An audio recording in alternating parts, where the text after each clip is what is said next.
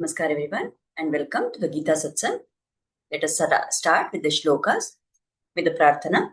By the Guru's grace and the will of Sri Krishna, we have all assembled for this Gita Satsang. May we have their guidance to be able to learn and adopt the things which will help us to grow spiritually. Let's chant the shlokas. Vasudeva Sutam Devam Kamsa Chanuramardanam Devaki Paramanandam Krishnam Vande Jagadgurum कृष्णाय वासुदेवाय हरये परमात्मने प्रणतः क्लेशनाशाय गोविन्दाय नमो नमः। नमोऽस्तु ते व्यासविशालबुद्धे पुल्लारविन्दायतपत्रनेत्र येन त्वया भारततैलपूर्णः प्रज्वालितो ज्ञानमयप्रदीपः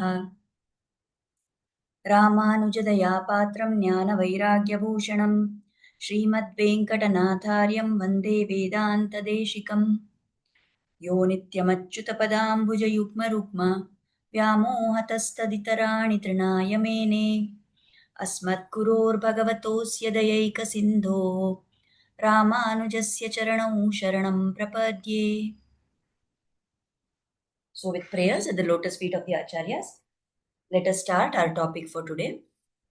So in the previous satsang, we had taken up the 5th shloka where Krishna started talking about the status of the mind and the impact of the mind on one's journey towards yoga.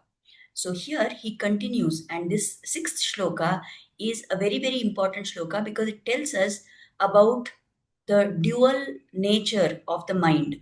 So in this 6th shloka, Krishna says, Bandhuratmatmanastasya येनात्मैवात्मना जितः अनात्मनस्तु शत्रुत्वे वर्तेतात्मैव शत्रुवत्. So the meaning of this shloka is that the mind is the friend of one who has conquered the mind. But for the one whose mind is uncontrolled, like an adversary, like an enemy, the mind always remains hostile. So what Krishna is trying to say here is that depending on the person, whether you have controlled the mind or not controlled the mind, whether you have won over your mind or the mind is controlling you, that will decide whether the mind is a friend or an enemy. So, who is the superior person? Who is the great person? Somebody who has won over the mind. So, who is that person who has won the mind? Somebody who has controlled the mind. So, for such a person who has won their own mind, whose mind is in their control, this mind behaves like a friend, like a bandhu. But for somebody who has not controlled the mind will behave like a shatru, like an enemy. So, what is the implied meaning of this? Now, this winning over the mind or not winning over the mind, what does it mean?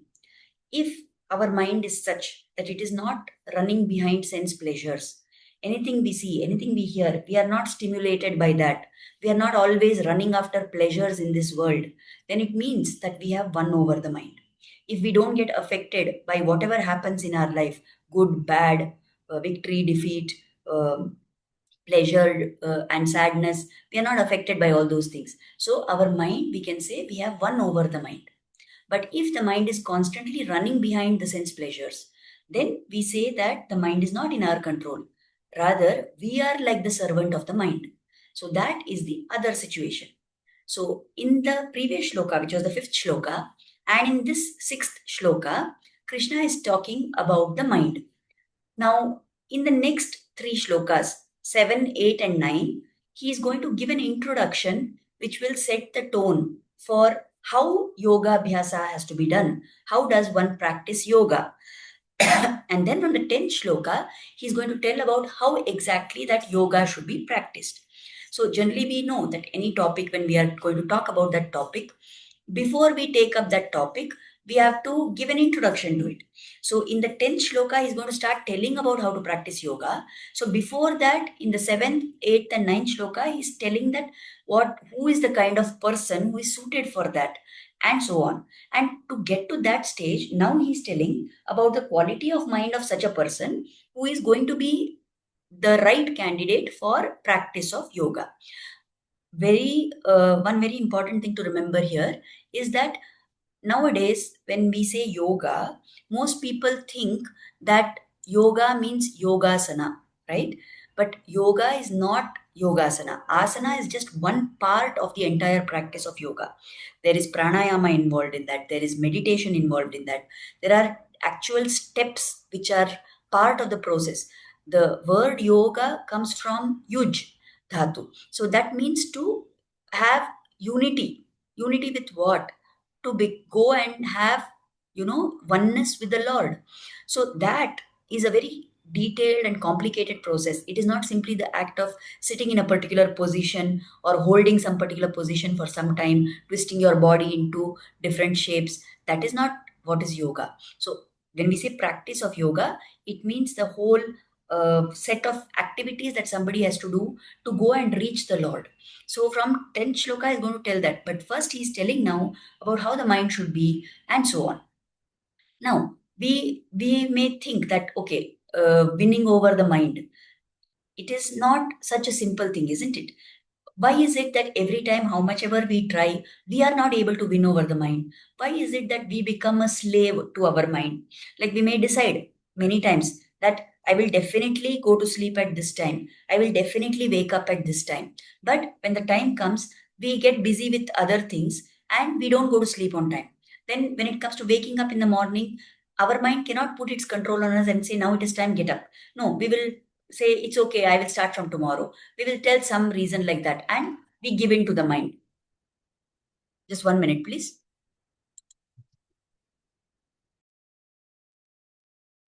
Yeah.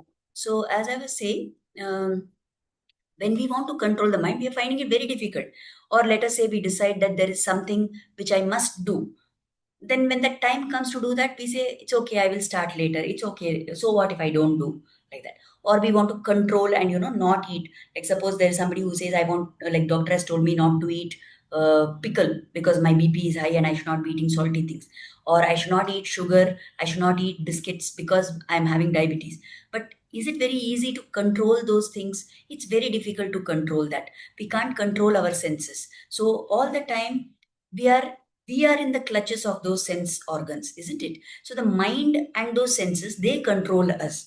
So if we want to win this mind over, what is the easiest way? The acharyas explain that when we can't do something, let us give over the task to somebody who is much more powerful than us. So the easy way to win over the mind is to turn it to the Lord, because it is said that the darshan of the Lord has a lot of power. When you are constantly in the presence of the Lord, when you are constantly looking at the Lord, then that power of the Lord will destroy all this negativity within you. And that is what will control and convert our mind. From being our enemy, the mind will then become our friend.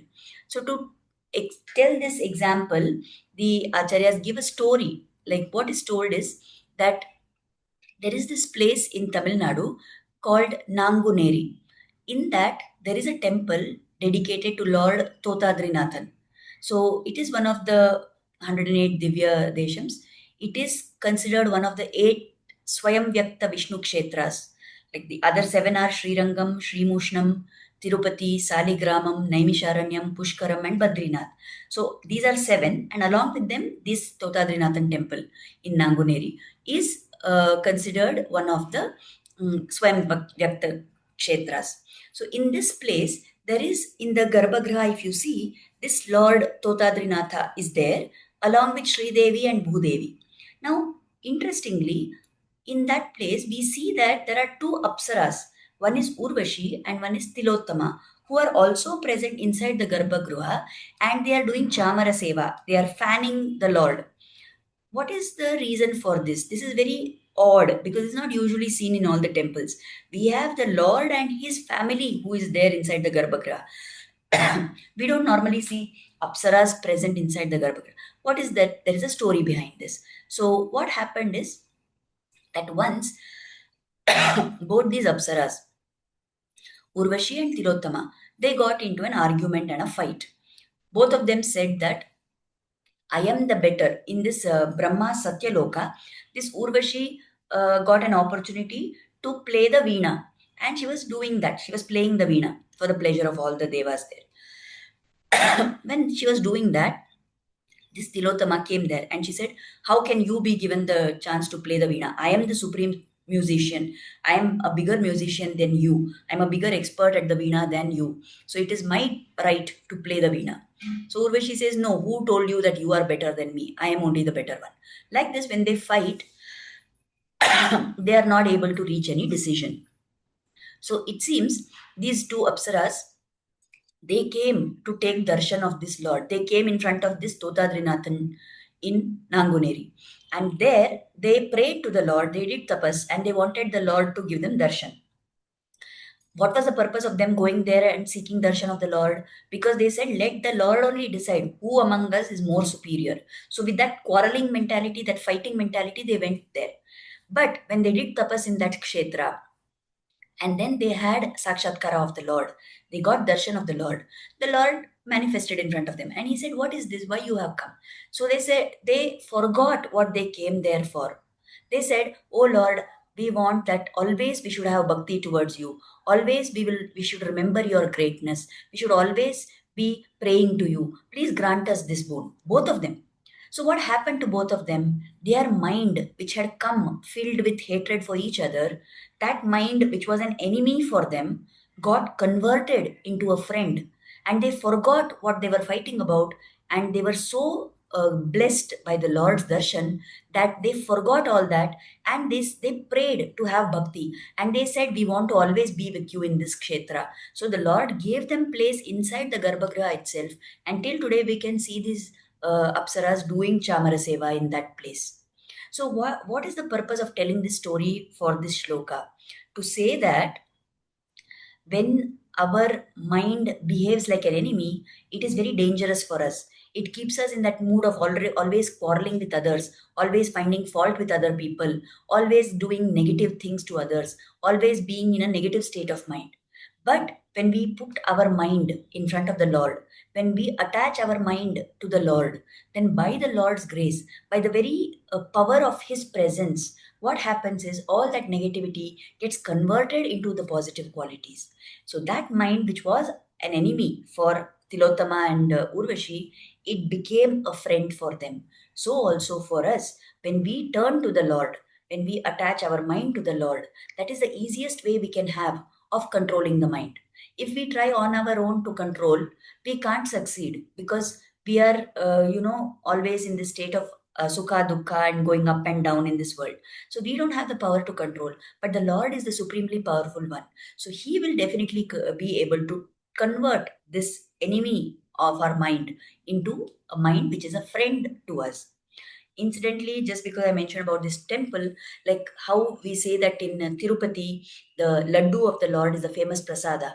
In this temple, the oil, every day they do abhisheka. Some other time we will talk in detail about this, maybe during Navratri we can take up some Sthala Puranas this time. So at that time we will talk in more detail. But this in this temple, every day Abhisheka with oil is done for the Lord. And later, that oil which has been used for the Abhisheka, it is collected, and there is an open well in that compound of in the prakara of the temple.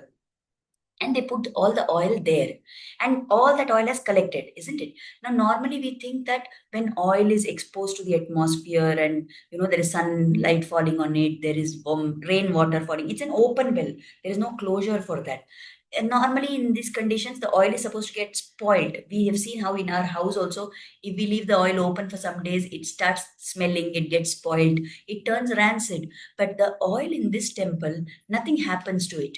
That oil which has been used for the abhisheka of the Lord is then put into that well, and all the devotees who come there, they take that oil and take it home with them and they use it. There are some people who, like, every day they will consume a drop of that. And there are some people who have skin problems or other health issues. They apply that oil externally to their skin, and they have found miraculously that their health problems have been, solved. So that oil of this temple is very famous prasada. Just like Tirupati Laddu is famous, in this Nanguneri temple, the oil prasada which has come from the Abhisheka of the Lord, that is the famous prasada. So this story is told to give us the example of how Urvashi and Tilottama, who came with their mind, for them the mind was an enemy at that point of time because they were trying to prove each one that I am superior to the other person. So that mind, which was an enemy, by just having darshan of the Lord, turned into a friend. So in fact, in the Upanishads, it is told, and a similar shloka is there in the Bhagavata Purana also. The Lord Himself has told, right, in the Bhagavad Purana. Here in the Mundaka Upanishad, it tells, Vidyate hridaya granthis chityante sarva samshayaha kshiyante chasya karmani tasmin drishte paravare. When this omniscient Lord, the Lord is the one who is seeing everyone. But when we see that Lord, that omniscient Lord, when we look at Him, when we have darshan of Him, what happens? The knot in our heart is untied. Our heart is all tied up in knots with all negativities. That is totally, all those knots are destroyed, they are removed. All our doubts, whatever we have, the dvandvas in our mind, all those doubts are removed, all those things are solved. And all the karma that we have done, whatever karma we have accumulated, all that gets burnt up, all that is totally destroyed by the darshan of the Lord. So when we say knots of the heart, they are the negative tendencies of our mind. They are the desires that we have for sense pleasures. They are all the wrong things that our mind, whatever path our mind goes on wrongly because of ignorance. That is called as the Hridaya Granthi, the knot of the heart. What do we mean by doubts that we have? Mentally, we keep speculating, is this the truth? Is that the truth? Is it like this? Is it like that? And we keep speculating about things. Those are the doubts. So all these are completely destroyed when one has darshan of the Lord. So what is the message for us here? That we should keep doing karma yoga. And when we keep doing karma yoga, that is what is most pleasing to the Lord. He will become pleased with our sadhana. And when He is pleased, then He will grace us. And once we get the Lord's grace, this mind, which till now has been an enemy for us, will become our friend. By our own effort, it is not going to be possible. So let us pray that we should be in this state of mind, that we always keep doing what the Lord has told, whatever He has prescribed in the Shastras. When we keep doing that, He will be pleased with us, and by His grace, by His loving look on us, then we will find that our mind is no longer an enemy. The same mind which was troubling us, now it starts supporting us on our sadhana marga. So then our mind, in this way, our mind, we can turn it into a friend without too much struggle. Now we move on to the seventh shloka. So in this, Krishna is describing that who is the kind of person. Now I said, no, seventh, eighth, ninth. He's going to describe the qualities of the person who is eligible to do yoga abhyasa. So in the seventh shloka, he says, Jitatmana prashantasya paramatma samahitah shitoshna sukha dukkeshu tata manapamanayoho. He is describing here somebody whom he is calling as the Paramatma. Okay. Now, please note that when he is saying Paramatma, the Acharyas here in the Ramanuja Sampradaya, we split it up. We don't say Paramatma as in the Supreme Lord, not that way. Somebody who is at the level of the highest possible for an Atma. So, of all the people who are self-controlled and serene, who have a calm mind, that type of person who is a Parama Atma, that person is having these qualities. What is that? He is perfectly balanced in Shita, Ushna, heat as well as cold, in Sukha and Dukkha, in pleasure and in pain, and in Mana and Apamana, in honor or insult, dishonor.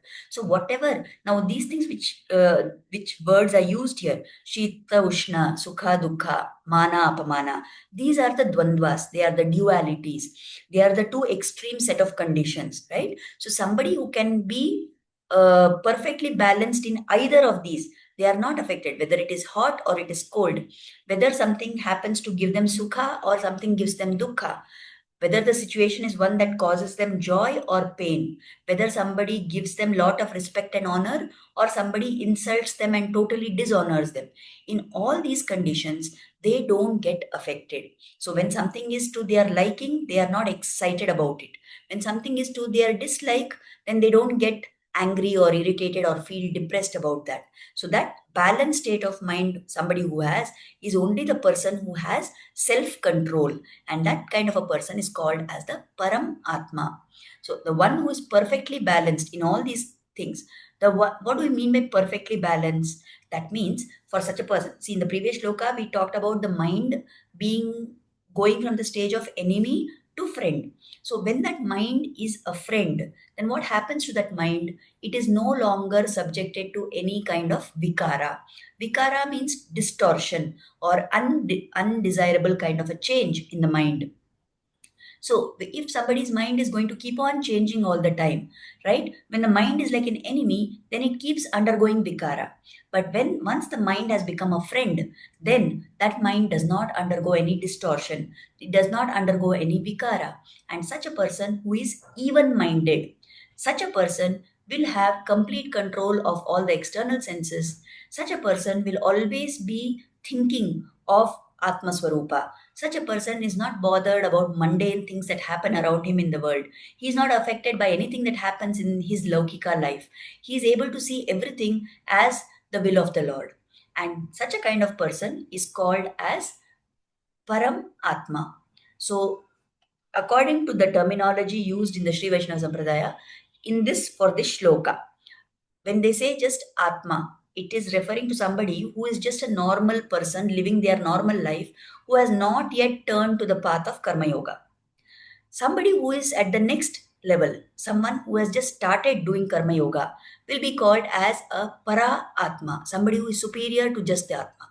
And Param Atma is the one who has attained perfection, who has advanced very greatly in Karma Yoga. So in this shloka, when they are saying Param Atma, they are referring to such a person who has no vikara of the mind and who is in a state of samatva, who is always equanimous in whatever be the condition that externally he is going through. So that is what is explained in this shloka, that such a person, somebody who is perfectly balanced in all situations, that person is the one who is now eligible to do yoga abhyasa.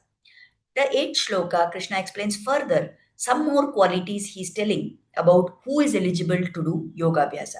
So in this shloka, he says, Jnana Vijnana Triptatma Kutastho Vijitendriyaha Yukta Ityuchyate Yogi Samaloštashma Kanchanaha. So the yogi, now he's saying this person is a yogi who is content with the knowledge of the self. This person who has made the mind into a friend, this person who knows to be balanced in all states of life, this person is someone who is getting tripti, who is contented always with what? With just knowledge of the Atma and also knowledge of the difference between the self and the physical body. He is someone who has completely, totally realized that the Atma is different from the Sharira. And realizing that he is constantly established, he is always existing with his attention fully focused on the self. Self means Atma, and his senses are subdued completely. His senses don't give him any trouble whatsoever. And because of that, whether he is seeing mud, the earth, he sees just mud, or he looks at a stone, or he looks at gold, Kanchana, all of them are just the same to him. And such a person is said to be well adjusted. So in this shloka, Krishna is explaining what all somebody needs if they want to be eligible to do yoga. The previous shloka, he spoke about even-mindedness. Even in the middle of all the dualities, the yogi is the person who can be even-minded. He is a Param Atma. In this shloka, he's talking about different things. He's talking about somebody who has jnana, somebody who has vijnana, somebody who is a triptatma, and somebody who is a kutastha. So what are all these terms? Somebody who has knowledge and super knowledge, jnana, vijnana. About what? About the Atma. What is this jnana and what is vijnana? What Krishna is telling is, here the acharyas explain that when we are talking about jnana and vijnana here, normally in the worldly sense, when people use the word vijnana, they mean science. But that is not the meaning here. Jnana is knowledge of the Atma, And Vijnana is higher level knowledge about even more deeper details about the Atma. So, Jnana, knowledge about who is Atma. When we say somebody is having Jnana, that means they know who is the Atma. And who is this Atma? It is something, the Atma is someone who is different from the Deha, from the Sharira. Atma is different from the Indriyas, the senses. Atma is different from the Manas, the mind. And Atma is different from Prana, the life energy. So, understanding that Atma is different from all these things, the Deha, the Indriyas, the Manas, and the Prana, that is called as Jnana. Then the higher level, next level of knowledge is to know what are the attributes of this Atma, what are the gunas, what are the qualities of this Atma, to understand that the Atma is Jnanamaya and it is Anandamaya. These attributes, to understand those, somebody who has understood those, we say that they have Vijnana. So some person who has this kind of knowledge and super knowledge, jnana and vijnana. And having this knowledge, they are getting tripti from this knowledge. They are contented with this knowledge. They are not now running for anything else. They don't want anything more in this world. So they have complete contentment by understanding this jnana and vijnana. They are in complete control of their senses. And like the mountain peak. Now, this word Kuta in Sanskrit has many meanings. Here, the Acharyas take up the meaning where we say Kuta refers to the mountain peak. So, the mountain peak is high above the rest of the earth. And like the mountain peak is isolated and away and unaffected by whatever happens around it because it is so high up, right? So, it is untouched by whatever happens around down below. Like that, these people are unaffected by whatever goes on around them. They are constantly steady in the Shuddha Atma Swarupa. They are always contemplating on the real nature of the Atma. They are always living with that awareness that everything in this world is ultimately Atma's only. So, to such a person, whether they see mud or they see a stone or they see gold, it is all the same to them. So when you say to such a person, mud is the same, you can say like they are not bothered about property, about having land and all those things. That doesn't matter to them. What about stones? Somebody is insulting them, somebody is trying to, throw stones at them. In that sense, they are not affected by that. And gold is the thing which everybody is lured by, everybody is attracted towards, right? Even that gold, all these three things are the same. It's not that because they look at gold, they say, oh, this is gold. Or they look at a stone and mud and they say, what is the value of this? Is nothing. No, for them, everything is equally the same. They are not affected by any of it. So only somebody who has such a quality, all these qualities, what are all those? They have jnana, they have vijnana, they have tripti from this knowledge. And like the Kuta, the mountain peak, they are unaffected by things around them. And they are always centered in the Shuddha Atma Swarupa. These are the people who have eligibility to pursue Atma Sakshatkara through the practice of Yoga Abhyasa. That is what Krishna is explaining here. As somebody thinks, now we said jnana means knowing who is Atma, and vijnana means what are the attributes of this Atma, realizing that. So, as a person thinks, keeps understanding all these aspects of the Atma, he will get complete victory over the senses. He has become now unaffected by all the dualities and he only sees the Atma Swarupa. So, externally, whatever body somebody may have, they are not affected by that. They will only see the Atma within. I think you must have, we've heard many stories of saints who exhibited this knowledge, like I think it was Kanakadasa, that once he was sitting and he was making a roti, and as he was doing that in his house for his dinner, he was making roti, and then there was a dog that came inside, and that dog picked up one roti and ran away. Now, what anybody else would have done, we would have, thought that, oh, that dog has touched, and we would have cleaned that place, or we would have given up all that thing what we did and all that, or we would have, tried to hit that dog or do something so that the dog doesn't come back again. But what did Kanakadasa do? He ran behind that roti with a cup of ghee in his hand. And everybody was laughing at him. What is this? Why are you running behind the dog with the ghee in your hand? He said, no, no, poor that dog came and it wanted to eat the roti, but if it just eats that dry roti, it will get, stuck in its throat. So I want to give some ghee so that the roti is easy for the dog to eat. What kind of bhava is this? Who can have this kind of an quality, this thought process?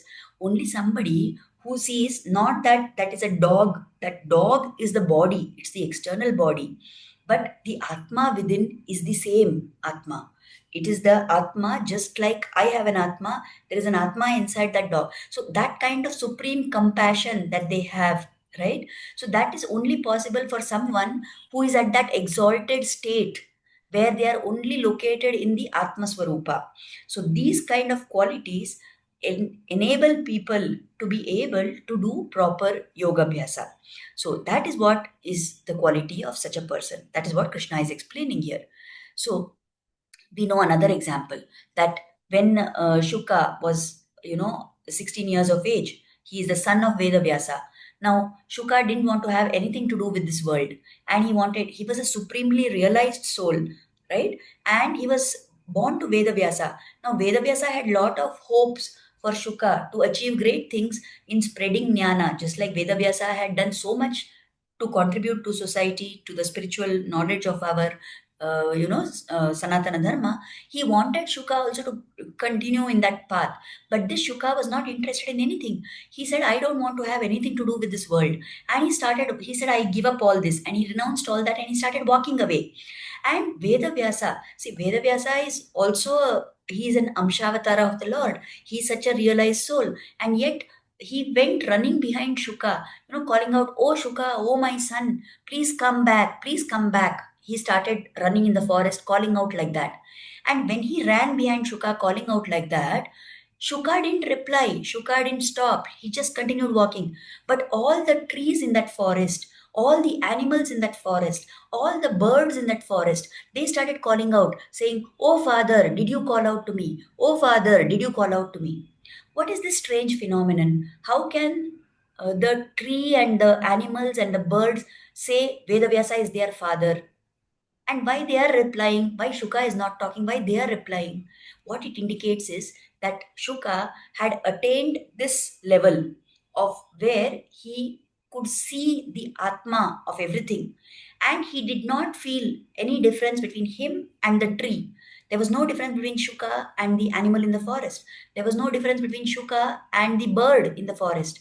So Shuka in that form didn't reply. But those other forms in which he saw himself, he saw that everything was one. Everything was nothing but a manifestation of the Lord and his energy. So all those other beings responded back to Vedavyasa. So that example is also told by the Acharyas to tell us, to give us a glimpse of what is this quality that they are talking about. This kind of a person who has all these jnana, vijnana, and is always in this Shuddha Atma Swarupa, they are the people who are eligible to pursue Yoga Abhyasa. In the next shloka, now Krishna is going to talk further about some more qualities. And then from the 10th shloka onwards, he will start explaining about what exactly is the process, how somebody should practice yoga. There are a lot of practical tips in that, and we must, anyone who is desirous of, doing those practices to progress spiritually, there are a lot of valuable guidelines which we will find in those shlokas. And our acharyas have all explained that in great detail in such a way that it is understandable to us. Even all these shlokas, if we had to just read them by ourselves, we had to simply study them like we do from any other textbook, it would not be possible for us to understand all these things. But we are so blessed, we are so graced by the Lord that out of his compassion, he has explained all this in the Bhagavad Gita, and then he has sent acharyas who will give us the detailed explanation so that our manda buddhis can catch all these concepts, at least to some extent. So let us offer gratitude. This ninth shloka, I have put it here, but there is. We will take it up in the next class. We will explain this in the next satsang. Okay. So now we have run out of time also as well. So let us offer gratitude at the lotus feet of Sri Krishna and Guru for inspiring us to start and join this satsang. And let us pray that their blessings and grace will always be on us. Let us pray that with their grace, we will be able to understand more and more of these concepts. We will be able to practice more and more of these concepts in our life, and we will progress in our journey. Thank you, everybody, for attending. Most possibly next week we will not be able to have the satsang because I'm going to be out of station. So we will meet again the next week after that. Yeah, then this next coming week we will not be able to have on 26th, 27th. We will not be able to have the satsang. The next week after that we will join again and continue as usual. So thank you everyone for joining. Namaskar.